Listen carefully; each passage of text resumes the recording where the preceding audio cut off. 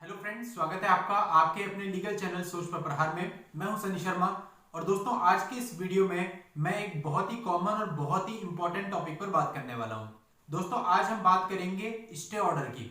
अब दोस्तों ये एक ऐसा ऑर्डर है जिसकी जरूरत हम में से सभी को लाइफ में कभी ना कभी जरूर पड़ती है, क्योंकि हम सब जिस समाज में रहते हैं वहां पर कभी ना कभी कुछ ऐसा जरूर होता है जो कि हमारे प्रतिकूल हो, हमारे खिलाफ हो, और उसे रोकने के लिए हमें पता होना चाहिए कि हमें क्या करना है। उदाहरण के लिए कई बार ऐसा हो सकता है कि कोई व्यक्ति गलत कंस्ट्रक्शन कर रहा हो जिससे कि आपकी धूप, पानी या सड़क का अधिकार छिन रहा हो, या फिर कई बार आपके किसी बनाए गए कंस्ट्रक्शन को तोड़ने का ऑर्डर हो गया हो और आपका मकान या दुकान तोड़ी जा रही हो, या फिर कोई व्यक्ति बिना वजह आपकी भूमि पर कब्जा कर रहा हो, या फिर आपकी जो संपत्ति या घर है उसके अंदर बिना मतलब के प्रवेश कर रहा हो, बार बार आ रहा हो, या फिर कोई अवैधानिक रूप से विवाह कराया जा रहा हो। यानी कई सारी चीजें हो सकती हैं जिसके खिलाफ स्टे ऑर्डर अगर आप कोर्ट से प्राप्त कर लें तो इस पर तुरंत रोक लग सकती है। जैसे कि उदाहरण के लिए कोई ऐसा कंस्ट्रक्शन कर रहा है जिससे आपके घर की धूप, पानी, हवा रुक जाती है या सड़क का अधिकार खत्म हो जाता है, तो आप यदि इसके खिलाफ कोर्ट से स्टे ऑर्डर ले लेंगे तो कोर्ट ये ऑर्डर कर देगी और उस काम को तुरंत रुकवा दिया जाएगा।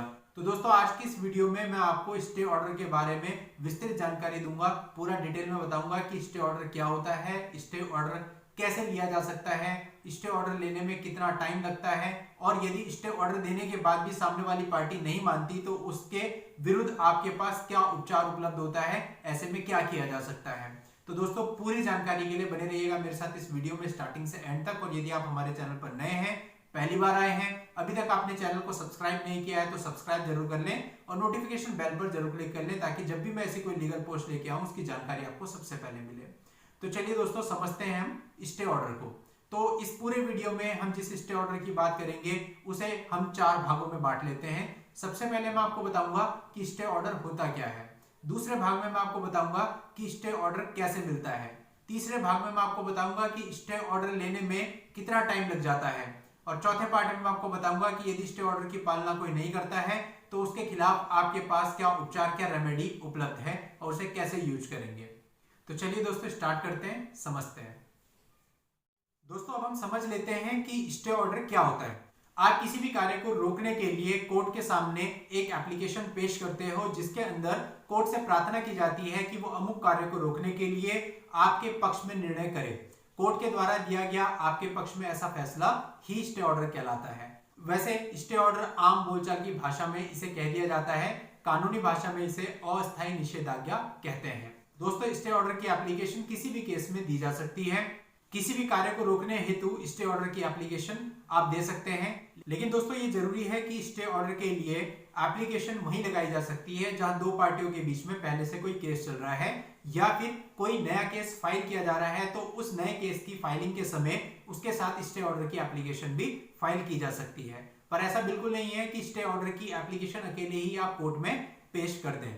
स्टे ऑर्डर की एप्लीकेशन किसी भी कार्य को रोकने के लिए कोर्ट में लगाई जा सकती है, जैसे कि अवैध निर्माण को रोकने के लिए, यदि किसी निर्माण को तोड़ा जा रहा है तो उसको रोकने के लिए, यदि कोई आपकी भूमि पर कब्जा कर रहा है तो उसको रोकने के लिए, या कोई आपकी संपत्ति पर अनावश्यक रूप से प्रवेश कर रहा है उसको रोकने के लिए, यहां तक कि यदि कोई अवैध या अवैधानिक विवाह हो रहा है तो उसको रोकने के लिए भी स्टे ऑर्डर की एप्लीकेशन कोर्ट के समक्ष पेश की जा सकती है। अब दोस्तों नेक्स्ट पॉइंट आता है कि स्टे ऑर्डर मिलता कैसे है। तो दोस्तों जब आप स्टे ऑर्डर के लिए एप्लीकेशन कोर्ट के सामने पेश करते हैं तो उसमें आपको कोर्ट को कन्विंस करना पड़ता है कि यह मामला अति आवश्यक है और इस पर तुरंत स्टे ऑर्डर पास किया जाए। इसलिए यह आवश्यक है कि जिस भी चीज के लिए आप स्टे ऑर्डर ले रहे हैं उससे रिलेटेड जो भी आपके पास एविडेंस हो वो भी उस एप्लीकेशन के साथ लगाए जाए। फॉर एग्जाम्पल यदि आप अवैध निर्माण को रोकने के लिए स्टे ऑर्डर कोर्ट से चाहते हैं तो ऐसे अवैध निर्माण के फोटोग्राफ और वीडियो भी आप इस एप्लीकेशन के साथ लगा दें ताकि कोर्ट को आसानी से कन्विंस किया जा सके कि ऐसा मामला है जिसमें स्टे ऑर्डर तुरंत दे दिया जाना चाहिए। दोस्तों ये एप्लीकेशन सीपीसी के ऑर्डर 39 के रूल 1 या 2 के अंतर्गत कोर्ट के सामने पेश की जाती है। जब आप ये एप्लीकेशन देते हैं तो कोर्ट दूसरी पार्टी को भी नोटिस करके बुला लेती है और उसके बाद दोनों पक्षों को सुनकर स्टे ऑर्डर पास कर दिया जाता है। लेकिन यदि उसमें स्टे मिलना अति आवश्यक है तो आपको कोर्ट को कन्विंस करना पड़ेगा कि इसमें फिलहाल दूसरी पार्टी को बुलाने की आवश्यकता नहीं है, क्योंकि यदि इसमें लेट हुई तो आपको बहुत भारी नुकसान हो जाएगा। तो ऐसे केस में यदि कोर्ट आपसे कन्विंस हो जाती है तो वो आपके पक्ष में एक पक्षीय स्टे ऑर्डर पास कर देती है। अब दोस्तों दूसरा क्वेश्चन आता है कि स्टे ऑर्डर मिलने में कितना समय लगता है। वैसे तो दोस्तों ऐसा कुछ निश्चित नहीं कहा जा सकता है। दोस्तों जब आप स्टे ऑर्डर के लिए कोर्ट में एप्लीकेशन लगाते हो तो आपको कोर्ट को कन्विंस करना बहुत जरूरी है कि मामला अति आवश्यक है और इसमें स्टे की तुरंत आवश्यकता है। यदि आप ऐसा करते हैं तो कोर्ट इसमें जो है 2-3 दिन की डेट लगा देती है और विरोधी को नोटिस कर देती है ताकि विरोधी वहां पर आ जाए। तो यदि विरोधी वहां पर आ जाता है, दूसरी पार्टी वहां पर आ जाती है और वो अपना जवाब भी फाइल कर देती है, तो जो कोर्ट होती है वो दोनों पक्षों की बात सुनकर मेरिट पर डिसाइड कर देती है कि स्टे ऑर्डर देना है या नहीं देना, और जैसा भी वो सही समझती है वैसा ऑर्डर पास हो जाता है। पर कई बार ऐसा होता है कि जो दूसरी पार्टी है वो उपस्थित तो हो जाती है लेकिन वो अपना जवाब फाइल नहीं करती है और जवाब देने के लिए कोर्ट से कुछ समय मांगती है।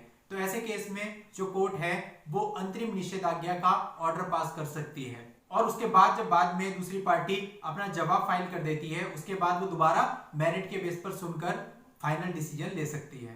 दोस्तों इस पूरी प्रोसेस में 5 से 7 दिन का समय लग जाता है, लेकिन कई बार ऐसा होता है कि इतना टाइम आपके पास नहीं होता, बहुत आवश्यक होता है उसको तुरंत रोक देना, वरना आपके हितों को बहुत भारी नुकसान हो रहा है। तो ऐसे केस में आपको कोर्ट को कन्विंस करना पड़ता है कि वो विरोधी को नोटिस ना करे, बल्कि बिना उसके सुने तुरंत आपकी बात सुन के पहले स्टे ऑर्डर जारी कर दिया जाए, क्योंकि अति आवश्यक है।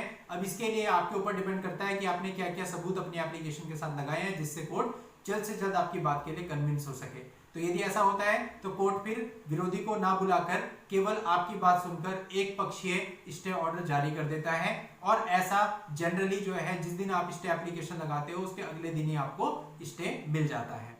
दोस्तों अब हम बात करते हैं कि यदि कोई व्यक्ति कोर्ट के स्टे ऑर्डर देने के बाद उसकी पालना नहीं करता तो उसके खिलाफ क्या कार्यवाही की जाती है। दोस्तों सीपीसी के ऑर्डर 39 के रूल 2A के अनुसार यदि कोई व्यक्ति स्टे ऑर्डर की पालना नहीं करता है तो इसे कंटेम्प्ट ऑफ कोर्ट माना जाता है, और ऐसे केस में कोर्ट ऐसे व्यक्ति की संपत्ति की कुर्की कर सकती है और उसको 3 माह के सिविल कारागार में भी भेजा जा सकता है। संपत्ति की कुर्की के आदेश के बाद भी ऐसा व्यक्ति नहीं मानता और लगातार अपनी मनमानी करता रहता है, कोर्ट के स्टे ऑर्डर की पालना नहीं करता, तो ऐसे केस में कोर्ट को अधिकार है कि वो उसकी संपत्ति का विक्रय भी कर सकती है और ऐसा विक्रय करने के बाद उसमें से आपको प्रतिकर दे सकती है। तो दोस्तों आज की इस वीडियो में हमने स्टे ऑर्डर के बारे में सब कुछ जाना, मींस स्टे ऑर्डर क्या होता है, स्टे ऑर्डर कैसे मिलता है, स्टे ऑर्डर को मिलने में कितना टाइम लगता है, और यदि कोई व्यक्ति स्टे ऑर्डर की पालना नहीं करता तो उसके खिलाफ क्या कार्यवाही की जाती है। दोस्तों उम्मीद करता हूं कि जानकारी आपको अच्छी लगी होगी। ऐसे ही नए लीगल अपडेट्स के साथ मैं आपसे फिर मिलूंगा, तब तक के लिए good bye and thank you for watching. जय हिंद। दोस्तों आप अपनी पर्सनल प्रॉब्लम के लिए भी मुझसे कांटेक्ट कर सकते हैं। उसके लिए इस वीडियो के नीचे डिस्क्रिप्शन में मेरा व्हाट्सएप नंबर दिया हुआ है, उस व्हाट्सएप नंबर पर आप मैसेज करके अपनी अपॉइंटमेंट बुक कर सकते हैं। उसके बाद मेरी टीम आपको पूरा गाइड करेगी